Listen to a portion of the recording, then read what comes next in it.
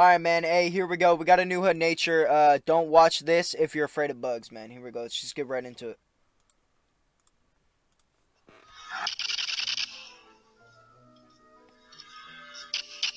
You ever know something but have no idea how or why you know it? Yeah, that was me with this bug.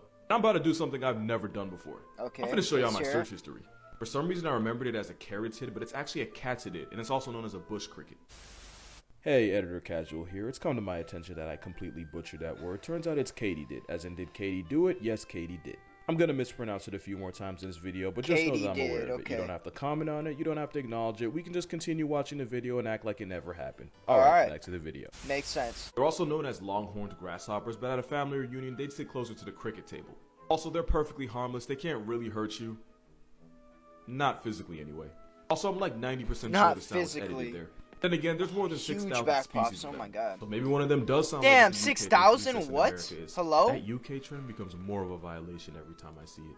Also, a lot of y'all wanted to know where they're found. Like I said, there's more than 6,000 flavors of this thing. But for the most part, you'll find them in Central, Southeast Asia, Australia, and parts of Europe and Africa. Not to mention the 255 flavors of nonsense found in America. But the giant catsidid, that is a Malaysian issue. Damn, look at that fucking thing. The larger thing. ones will eat other insects and snails, but the biggest violations will murk lizards and small snakes. If you're afraid of bugs, I'm legally obligated to tell you to scroll. It's the only warning you're gonna get. That is an armored bush cricket. They're omnivores, meaning they'll eat anything with or without a pulse. They've been known to climb into birds' nests while the parents are away and attempt to delete the chicks while they're too young to even realize what's happening.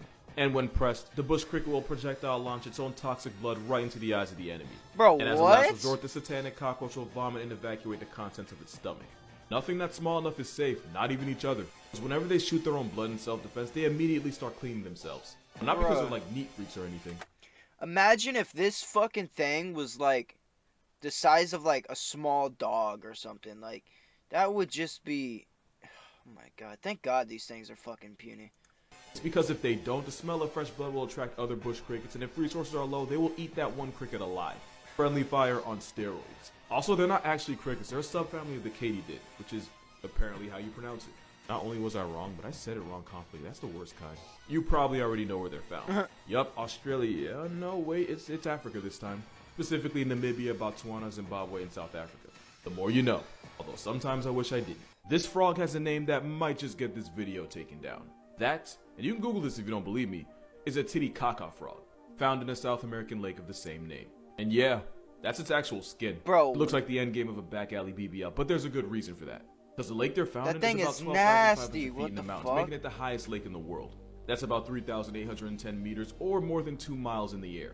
Meaning Travis Scott's the second highest in the room. But it also means there's only a third of the oxygen you get at sea level, making it harder to breathe in and out of water.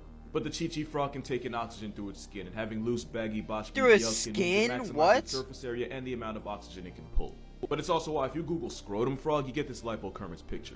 You hear that? That's the sound of guidelines coming from me. What's this? Yeah, yo, it's real. It's called a podu bird and they're found in Central and South America. Now question, which looks more like a rough draft? The podu, or its Muppet in the face cousin the frogmouth? Whatever the answer is, it's not by much. Dude, what the fuck are those things? Mostly eats bugs and beetles. They're nocturnal, meaning this flying acid trip tweet is only active in the dark, like all paralysis demons. During the day, they camouflage by cosplaying as a tree stump. Both of these pictures has a bird in it. Now here's the real thing with these birds. Podus have giant eyes that can capture you. Dude, what the fuck? This bird is fucking cursed, dude.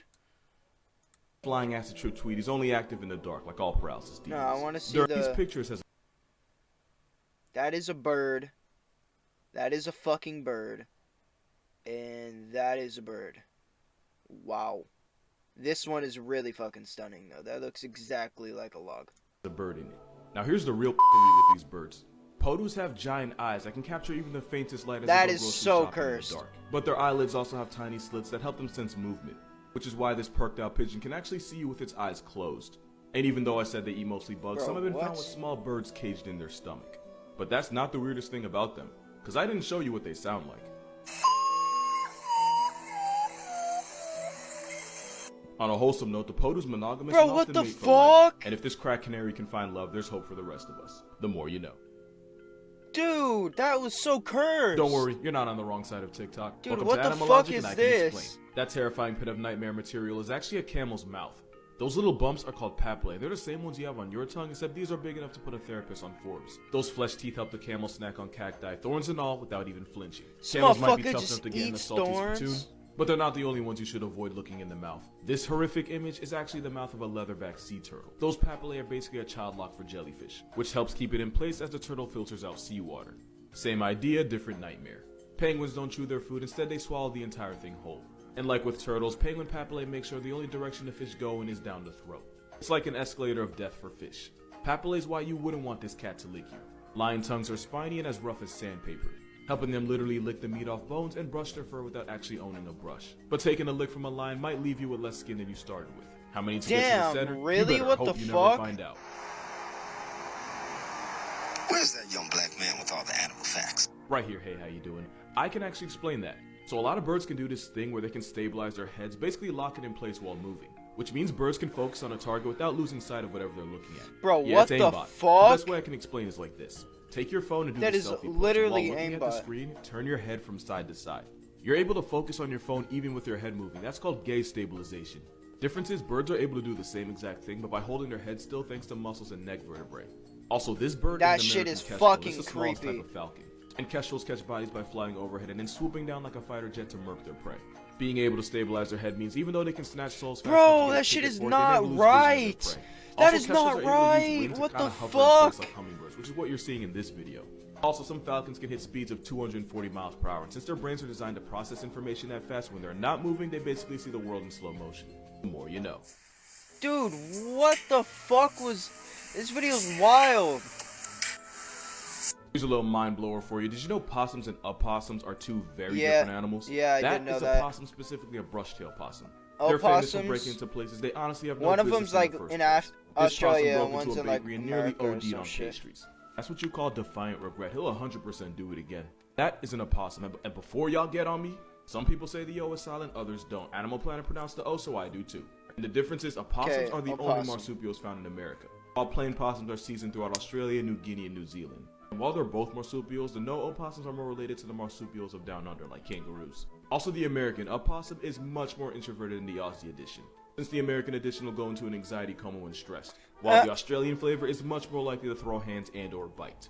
Possums eat thousands of ticks a year, making America a much less diseased place, while plain possums do things like break into offices, trash the place, and give us memes like this. I'd say it's Damn. about equal. I dare you to talk about the most wholesome animal you know. Hold on, let me see if I can find something real quick.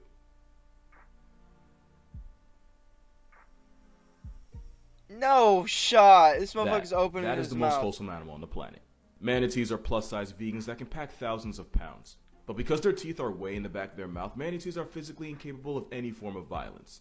There's never been a recorded case of manatees attacking other animals or people. In fact, alligators, a literal prehistoric snare trap, will give manatees the right of way if they swim near each other. This one took it a step What further the by fuck? using one as a pool tube. But since manatees are allergic to any kind of conflict, he let it slide.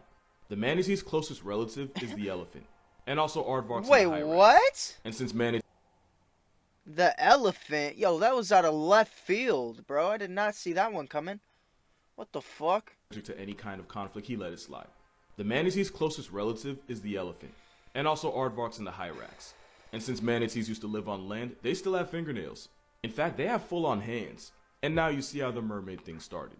Manatees are so chill that the only reason it's illegal to touch one isn't to protect people from it, but to protect it from people. Since they're naturally curious and friendly towards people, they're literally Dude, too look at him. unproblematic for their own good. God bless this water blimp. This might be the greatest thing I've ever seen.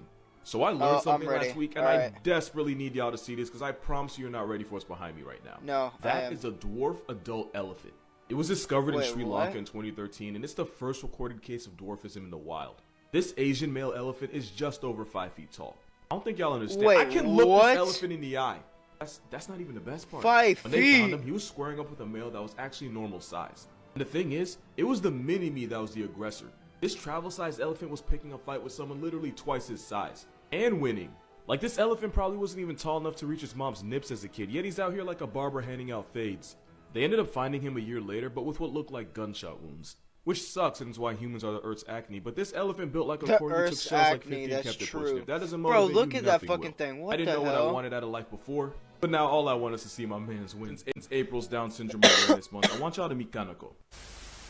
Editor Casual here for hopefully the last time. Yeah, that was a mistake. April's actually Autism Awareness Month. Down Syndrome Awareness Month is in October. So, yeah, back to the video. Now, she might look like just another chimp, but she was actually born with the chimpanzee version of Down syndrome. The difference is chimpanzees have 48 chromosomes while we have 46, so instead of having an extra 21st chromosome, Kaneko had an extra 22nd. And this is the second recorded case of a chimp having this condition. The first one became a was before it turned 2. Kaneko didn't have it much easier. She suffered from colds, fevers, and diarrhea early on. Her growth was stunted and she had underdeveloped teeth. Kaneko even developed cataracts in her eyes and was completely blind by the age of 7. On top of that, during a physical, doctors discovered she had a congenital heart disease that meant she had a hole in her heart. Kaneko's own mother abandoned her, and because she was blind, it would never be safe to have her around other chimps because she could get targeted out of aggression. Basically, she had every reason to die. But she was hand-raised by human caretakers in a sanctuary in Japan where she was pretty much adopted as everyone's baby. They kept her as healthy and as happy as possible despite her condition. She even made a friend. They recruited Roman, an older female. Now, Roman was seen as the mom of the group, and whenever the other chimps would fight, she would usually be the one to intervene and break it up. So once a month, Roman and Kaneko would go on supervised play dates.